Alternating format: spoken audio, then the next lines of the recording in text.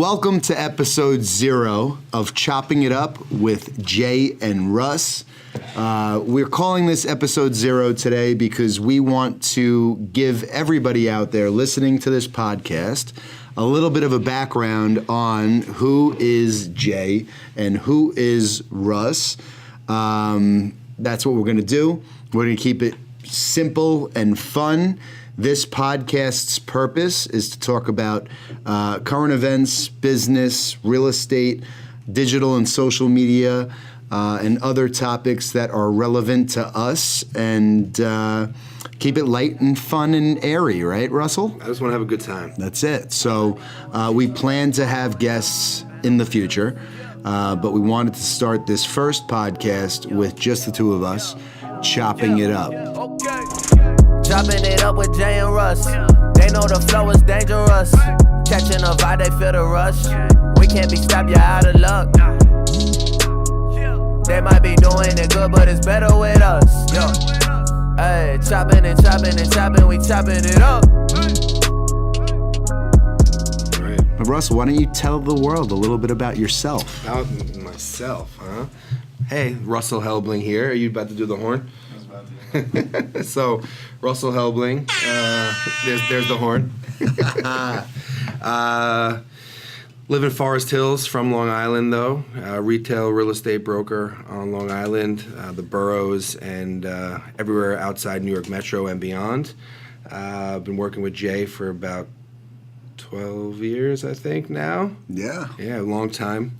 And excited about the future, excited about the future of Sabre, excited about the future of our social and digital, and excited to make this pop. So I thought about another angle for us, and that's kind of how we came here. And I know that I was thinking like Stoller Report, but cooler.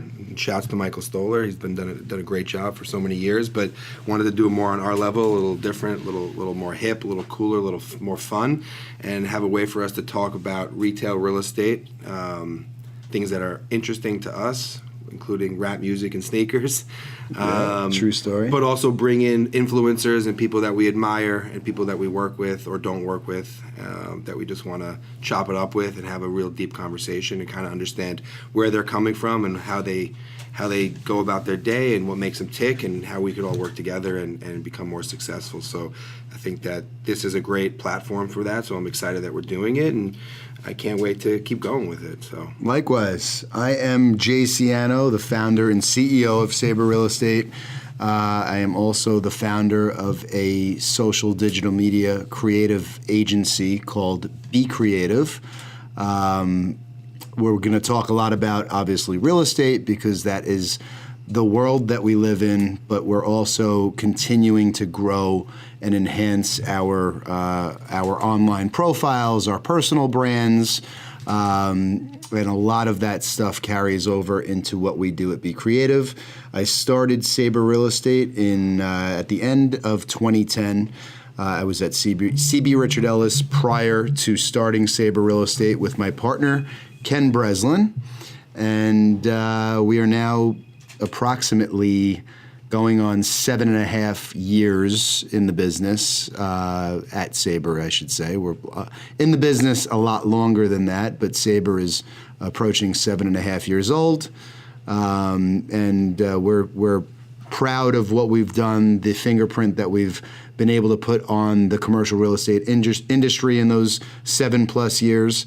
And we're trailblazing in a lot of different ways, and this podcast is one of them. So, Russell, you want to pick a topic and hop into something that's not just about ourselves? yeah, I think it's probably apropos to talk about the Notorious B.I.G. today, being that it's March, Biggie. It's March 9th.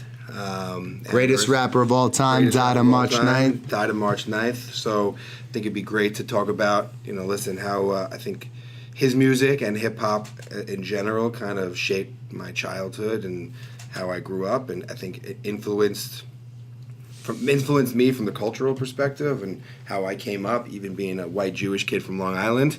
That rap culture had a lot of influence on who I was and who I became. So I think that's a good place to start, no? Absolutely. I was able to see the Notorious B.I.G. live before he passed, but unfortunately was not able to, see enough of him like everybody else listening here. His impact on hip hop, I think, was designed a lot. The reality is that it was designed a lot by P. Diddy, and Biggie was definitely, a lot more street initially, an amazing poet and lyricist. He had the ability to cross over, but it was Diddy's genius that basically brought him to the masses, and Russel Helbling, the Jewish kid from Long Island, or we wouldn't be sitting here talking about him today. That's true. I mean, I think that Life After Death was probably the first hip-hop album that I had, it was either that or Reasonable Doubt, and this is what we used to, bounce around in our cars blasting, and our parents saying like, "What the fuck is this music?" And with the 12-inch JL Audio subs, W6s. That's right. Rocking the trunk. So that music just spoke to me, and listen, we got really involved in the culture. Yes, I wore velour jumpsuits. We all Fat Farm or Fila, or what was your preference? Bunch of Rockaware. Okay. Of course. Academics was big in my rotation. There was a K in Academics, right? With the K. And, ultimately that music to fashion, what I was wearing then got me that obsession with sneakers, which was, all throughout high school. Sneakers were everything. I spent every dime I had on sneakers. And then, that went away, and now I'm become, a crazy sneakerhead again. Because I don't know, why not? I like collecting shit. So yeah, I think it's interesting to segue from hip hop music to sneakerheads. I think it's very interesting that a lot of the people that fit our profile, that are successful people in business, in their call it mid to late 30s, 40s, are still so inspired by the streets and what people like Biggie did for hip hop music, and sneakers are a funny thing, right? Because I'll be sight touring with people that are in from a different state, and we can get on any topic, right? And a lot of times, talking about sneakers creates a common bond the way that people talking about golf or snowboarding or, so more people, I think it's so much more commonplace than people might think. We might have a little bit of a Jordan 1 addiction, right? More so than a Yeezy addiction. Yeah, but because that goes back to our our old school roots, where the ones and the Air Force Ones, that's what the rappers were wearing when we were coming up, and I just think that it's interesting when you talk to people that are contemporaries. It's like people are one of us when they came up listening to those same, what are your top 5 favorite albums, and it's pretty quickly I like somebody, right? It's pretty quickly that if we start having that conversation, it's we're pretty much in line with at least 2 of the 5 or 3 of the 5 are top 5 favorite albums in hip hop, and it's just, I think, watch your hands on the table. Yeah, I'm boy. bumping.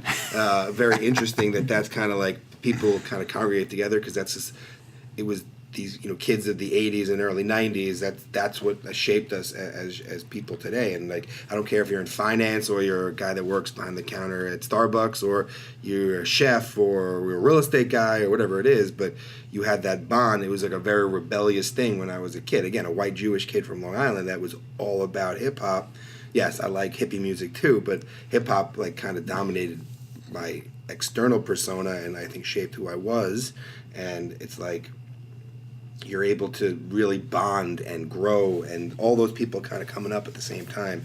It's how you kind of connect, and I think it's really interesting. And I think it's with all the new way of doing business and social and creative and everything else that's changing. I think it kind of also it stems from what these people were doing, changing the way they were changing the perception of what Black culture in America was, and what and that's why so many white kids kind of drew to it. And now it's like the new way of doing things is like with social, and it's changing and changing and changing. I think that was a real spark for the way people thought about things and changed the way they think about things. And I don't know, it's just kind of, it's everything. You said a lot of things there, Russell. I know, I went off on a tangent. You're like a mic hog. I might kick you off this podcast sooner than later. My brain was going nuts. So, I think, Russell, you'd agree that a lot of my friends and contemporaries that enjoy hip-hop music don't give the new music as much of a chance as I would or you would. So people who are celebrating Biggie's life today and probably, bumping Biggie all day and night. I happened to download Logic's album this morning with Every Day, his song with Marshmello and Overnight, so a lot of these, and I've been listening to that in the car as opposed to Biggie. Biggie I bump all the time, so it doesn't have to be the anniversary of the day he passed for me to listen to Biggie. But I think that people my age that are in their early 40s need to give some of the evolution of hip hop more of a chance. Would you agree? I do agree, but I think that for me, and you're right. You hog the mic? I do hog the mic. No. No, but I don't know. So a little bit more about me, right? So before I got into the real estate business, I wanted to be in the music business. So I'm very passionate about music. I thought I was on a track to go work at Arista Records and A&R. That was the plan. But then I realized that the industry was dying because of Napster, and also you don't make any money for a very, very, very long time. And even longer than the real estate? Even longer than real estate. I remember asking the guy I worked for, he'd been there 12 years, and he was making like $40,000 a year. And I'm like, well, how do you live? He goes, my parents are rich. And I was like, well, mine aren't, so I can't do that. So I'm all about music and exploring and seeing new music and checking out new music. And I agree. I love Logic. I think he's the man. And there's a lot of great new hip-hop artists that are coming out now, like Russ. He slays it. I've been listening to that on repeat for months at this point. But to me, it's because they're true lyricists, and I appreciate the true lyricists when it comes to hip hop. Let me chime in there. I think that I think Russ is a complete different artist from a standpoint that he writes, produces, creates his own beats. He's like a one-man show. Sure. So, and a lot of people listening to this may not even know that, because a lot of people listening to this probably don't even know who Russ is. Yeah, but if you don't, check it out. At Russ, check it out. Because, and it's funny because a lot of the stuff that we relate to and talk about is because we're very heavily involved in like the digital and social media world. And, a lot of these younger artists like Roland have had a significant positive impact on their music because Gary Vee has endorsed them. Sure. And, Russ is one of those, 100%. Artists who has enjoyed that endorsement from, Gary, who's like a god in that world, right? So that's not denying their talent. I mean, and I think that a lot of people don't realize, we were listening to Logic's song Overnight. A lot of people don't realize that these people are grinding for a decade, Right. and then finally enjoying some of the fruits of their labor. Right, which I think is like true hip-hop culture, right? Mixtapes and putting it out there, but now it's not mixtapes on the corner. They're putting it out through social, through YouTube, through SoundCloud. It's like the new corner. It's the new 168th in Jamaica. It's like, but it's global, which I think is amazing. But yeah, just to round back, I love new stuff, but I like it when it's, again, more lyrically inclined. That's just how I am. Like, again, So you like Nas better than you like other artists from back in the day? Are you a Nas fan? I'm a Nas fan. Biggie, Jay-Z, Tribe Called Quest, but EPMD. I mean, see, like Nas for me was never. I like Nas and I know all his music, but it wasn't like he wasn't one of the greatest of all time to me. He didn't speak to me the same way. I would agree. Some of his stuff does, but again, for me, biggest best was Hova, always Hova. Yeah. That was it. I mean, that's his come up, and he's just the punchlines, his music, his beats. just that was for me is the number one hip hop artist of all time. I love Biggie. They were very close, 1 and 2, but Jay-Z is my. I got to see Illmatic during not Sundance. What is De Niro's Tribeca Film Festival?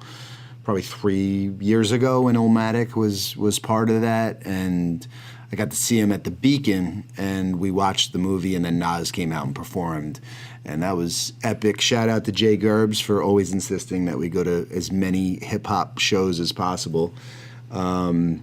But yeah, why don't we change topics? Yeah, it was a lot about hip-hop. That was. But again, I think it tells a little bit about who we are. I think it also tells a little bit about what today is, and we had to pay homage. Yeah, for sure. So, Russie, pick the next topic. I mean, you want to talk a little bit more about what we do on a day-to-day? Yeah, I think that's probably the most relevant topic that we could speak about on this podcast, because ultimately we're going to have a lot of real estate people as guests. I should say hope to, but I see Greg Carlin just joined our Instagram live here, and Greg already agreed to be one of the first guests on the podcast. All right, Greg, so, I like that. There we go. Let's get you in next episode. So, Russell, why don't you talk a little bit about what it is that we do at Sabre, and let's really start with retail real estate. All right, so we're a retail real estate shop that is started and has its roots in Long Island, New York. Again, that's where we were born and raised, and we've grown from there, but that's where we started. We are focused on landlord representation, representing about 4 million square feet of retail space, as well as tenant representation for national, regional, and local tenants. We represent about 50 tenants in some shape or form of those three categories. We obviously, on the landlord side, we help to fill spaces, drive NOI, and re-merchandise not only existing shopping centers but ground-up development, and then also repositioning of shopping centers. And on the retail tenant side, we are focused on strategically rolling out successful locations for some of the biggest and best retailers in the country, mostly skewed towards F&B or food and beverage for those not in the business, fitness, health, and wellness. That's kind of the niche that we've carved out. Well said, Russell. And in the new normal of retail real estate, with the Amazon effect and the need for omni-channel delivery of retail goods, it seemed to us that was the best way to go, because you can't buy a cup of coffee on the internet, you can't do a workout on the internet, and you can't get, I mean, I guess there are some apps where you can get checked like physical on the internet, but or you could do that thing where you poop in the box and you send it. You were doing so well. You just got really weird at the end. But it's real. So, but anyway, I'm just trying to be me, all right? But Brian Fagan just joined us. No, what up, B? It's one of those things where we kind of gravitated on the things you can't buy on the internet. So service oriented. So Yes. I think we've done a really good job of not only targeting that niche, but actually attacking it and doing a great job servicing those clients, so that we become truly the go-to for any type of tenant in that space that wants to grow now, not only on Long Island, because we've expanded into Northern Jersey, we're heavy in the boroughs, and obviously on a national basis with a few of our fitness users. So it's an exciting time for us, especially where dry goods and soft goods are on the decline. So again, I think we have nothing but blue skies ahead of us, and I'm excited to keep soaring. Well, Russell, I think you covered that very nicely. So I will add, the inspiration for starting Sabre was working at a smaller, very local boutique retail company that was only specific to Long Island. Before that, actually, I do want to note that I worked at a company called 24/7 Media when I was living in the city after college, and a lot of my marketing background comes out of that job prior to getting into the real estate business, and then obviously working for that smaller boutique retail firm. For about 5 years, I decided to accept an offer. It's funny, I got an offer from CB Richard Ellis, and I told the person that was trying to recruit me to CB that they had to double that offer and I'd consider it. And sure enough, she looked at me as if I was nuts, and I was. But I was also in a very good position and walking from some of the best accounts that the industry has. So it was easy for me to respond that way. And this woman, you know who you are, said, well, if you're serious, I have to set up a meeting with you for Marianne Ty.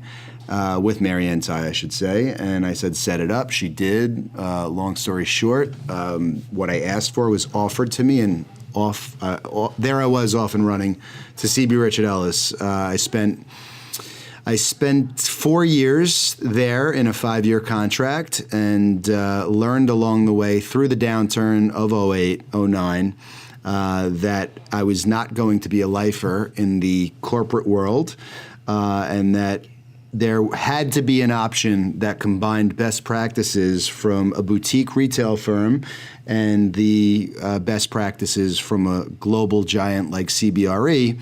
And as I started looking for those options, I realized that there actually was not, and that was the inspiration to start Sabre. So Russell told you a lot about what we do. What's nice about it is that we were able to create this from scratch, and that's enabled us to be very competitive and trailblaze and really gain market share pretty aggressively in a short period of time, because a lot of the more traditional retail real estate companies are only know the traditional way of doing business, are not very digital media savvy, and we've really built a digital media company within a real estate company, and that's given us a major advantage here. And we're excited about the new normal. So that's all I have to say. It was a lot to say, but that's all I have to say about that. That's it. And I just realized, by the way, so this podcast thing is very new to us. We kept pushing it off. We had some time to book in our very, very busy calendars an hour out today to just jump in and film episode 0, which is our intro, so you get to know a little bit more about Russell and Jay. I keep eating mints, which is like obviously not a smart idea to eat mints and talk on a podcast. You know what the beauty of this is, though, Russell? Aside from like the fact that people are watching, 3 people are watching. 3 people. The beauty of this and the vlogs that we do are the world of editing. Yeah. So regardless of what we say here, so you guys could cut out that weird comment that I made. You cut out a lot of the weird shit that went on. The only people will know that it ever happened are the 4 people on Instagram that are watching it live. Yes, 4 people coming for you live. But there could have been people blowing it up. What's up, Brian? Fire. Oh, Ryan Fagan's in here. Yeah. What up, Ryan? We got an uncle and a nephew in the building out of 4 people. That's impressive. Wow. It's a family affair, bro.